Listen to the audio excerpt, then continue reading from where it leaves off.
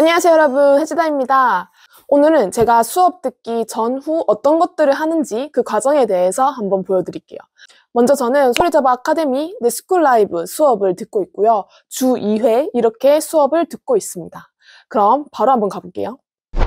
저는 수업 전에, 제가 말하는 여기서 수업은 테스트라고 보시면 돼요. 저는 테스트 전에 1시간 반 동안 손을 풀고 테스트에 들어갑니다. 이 1시간 반을 어떻게 분배를 하느냐. 첫 번째는 20분 동안 약어장이랑 단타장으로 손풀기를 시작합니다.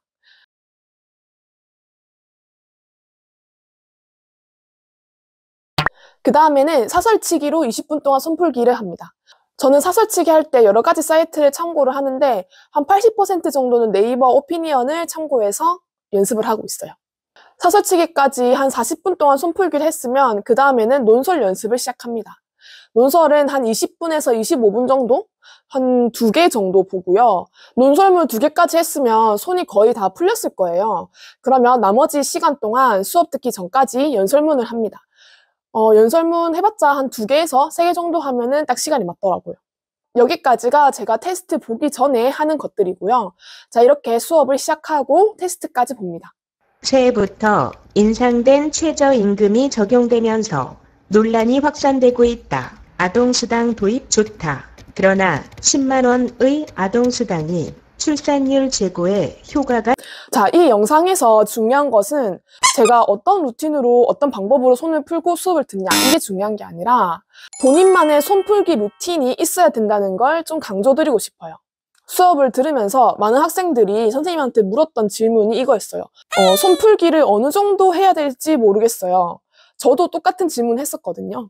근데 이 질문에 대해서는 딱 명확한 답이 없고 많은 시행착오들을 거쳐서 본인만의 루트를 만들어야 되는 게 답이에요.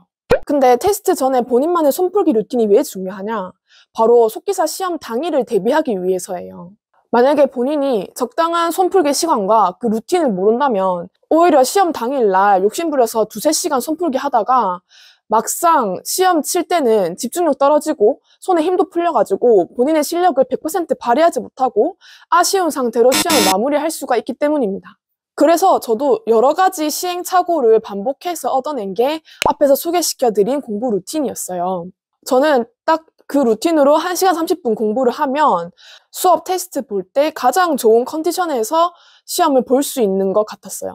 저번 수업 때도 나왔던 게 이 지문이었는데 저 같은 경우는 1시간 30분이었고 그때 담당 선생님은 30분이었고 질문했던 학생은 1시간이었어요. 이렇게 사람마다 다르기 때문에 좀 시간이 걸리고 번거롭더라도 본인만의 루틴을 찾는 거를 추천드립니다.